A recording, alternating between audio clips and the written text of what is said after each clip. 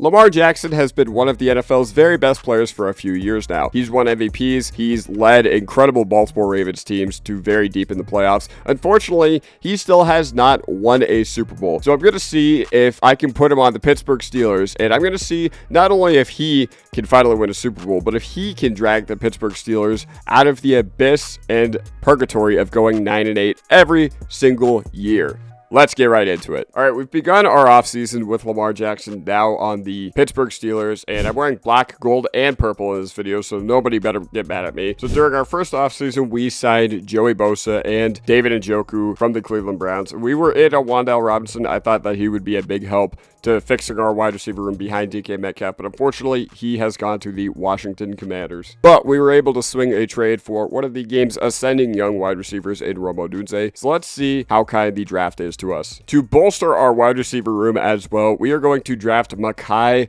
Lemon, the product of University of Southern California. So yeah, this is going to be a heck of a wide receiver core that we're now building around Lamar. And with one of our other draft picks, we are going to be selecting Justin Joly out of NC State. And this is really going to give us a stacked skill position arsenal around Lamar Jackson. Let's see if Mike McCarthy can finally get the Steelers over the hump. So this is what our lineup looks like right now. And we've absolutely stacked our skill position arsenal around Lamar Jackson with cheap, young, great ascending talent. The problem is the offensive line is still absolutely terrible. So, let's just see what we can do this year. And the defensive side of the ball, I'll just give you guys a little reminder about what that looks like. So, yeah, I'm going to be curious to see what happens in our first year. All right, so in our first year with Lamar Jackson, we unfortunately went 9-8, which that's a big yikes. I was expecting a lot bigger things from a team run by Lamar Jackson, but here's what we got. 3,688 passing yards as well as 24 passing touchdowns, but 15 interceptions. That's pretty unlike Lamar, and we took 32 sacks, so we got to bolster that offensive line.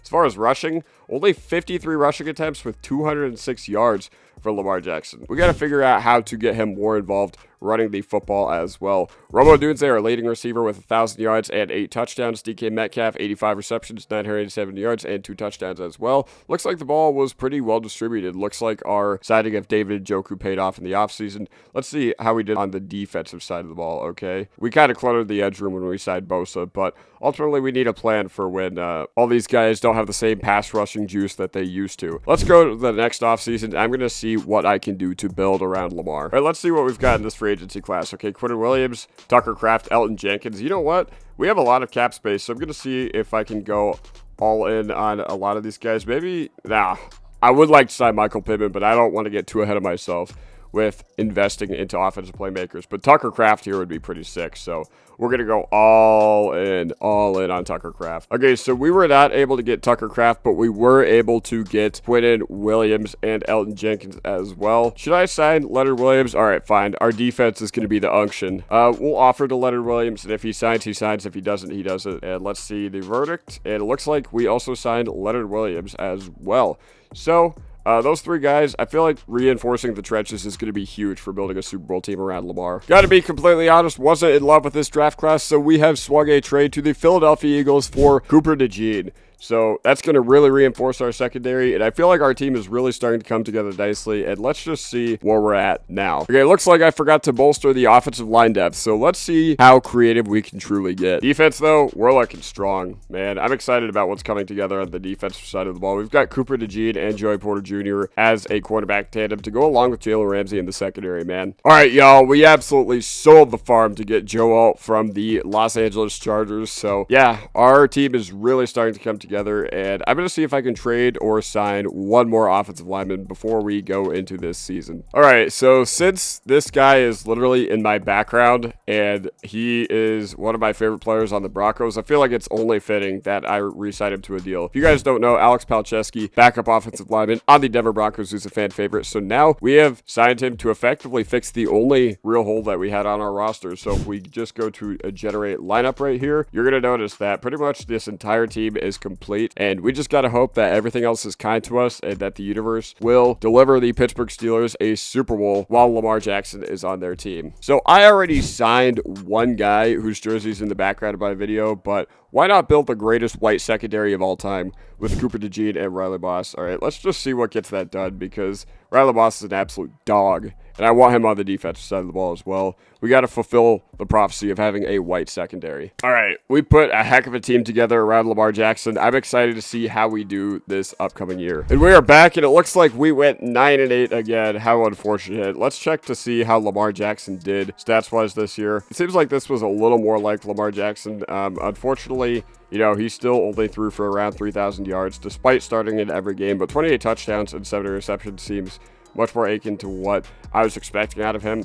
Now, 97 rushing attempts, 426 yards, and 3 touchdowns as well. But you know what happens when you're on the field with Lamar Jackson and you're playing right next to him? Your rushing efficiency and your rushing stats, they go all the way up. And it looks like Jaylen Warren took full advantage of the opportunity he had next to Lamar Jackson. Man, Rome Odunze, 1,089 yards, 17 receiving touchdowns as well. Mekhi Lemon didn't really build on his successful rookie year, and DK Metcalf has just kind of been a non-factor so far. But hey, Pat Freiermuth, 50 receptions as well. Let's see how we did on the defensive side of the ball. So we got 6 interceptions from Patrick Queen. Pretty dang good for what we were looking for. And then Highsmith, 9 sacks. Quinn Williams looks like he paid off as an addition as well. So I'm going to see what we can do with everything else that we've got going on right now. And let's go to the offseason, and let's just see if we can run it back with one more year of Lamar Jackson and see if we can finally win a Super Bowl. I'm going to be honest, man. We got to cut DK Metcalf. He has really not had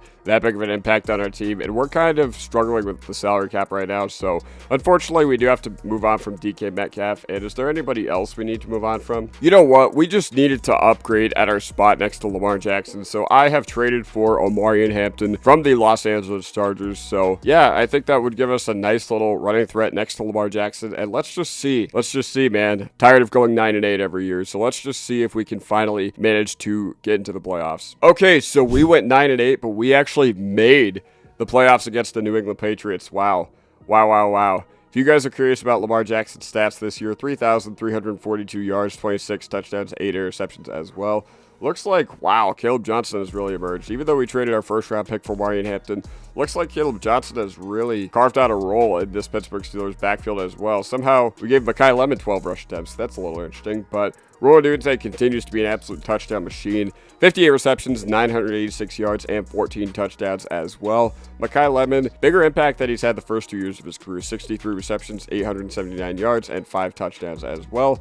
Pat Freiermuth, 663 yards and 3 touchdowns. Kevin Coleman, out of Mizzou, 30 receptions, 381 yards, and 3 touchdowns. Now, Omarion Hampton had his impact here and there in the receiving game as well as in Njoku. Let's see how we do in the playoffs. All right, we've got the wild card round at Gillette Stadium. Let's see how kind the game is to us. Come on, please. Let's get to the divisional round, okay? Let's stop getting blown out in the wild card round. And New England just absolutely marched us down the field right there. Looks like we're really struggling to get things going on offense, and New England has taken the lead. It is currently 21-6, and it looks like the Pittsburgh Steelers are yet again a wild card exit, even with Lamar Jackson. So I guess the more things change, the more they stay the same. Either way, it was a pleasure being with y'all for this video. I hope you guys enjoyed, and honestly, yeah, oh man, looks like Lamar Jackson had a rough playoffs. Oh no, what happened here? 8 completions for 23 attempts and 71 yards with 3 interceptions. Oof. That's not very good. Either way, this is Langy signing off. Make sure you leave a like if you enjoyed and subscribe for more Madden content coming your way, and I will see you guys next time.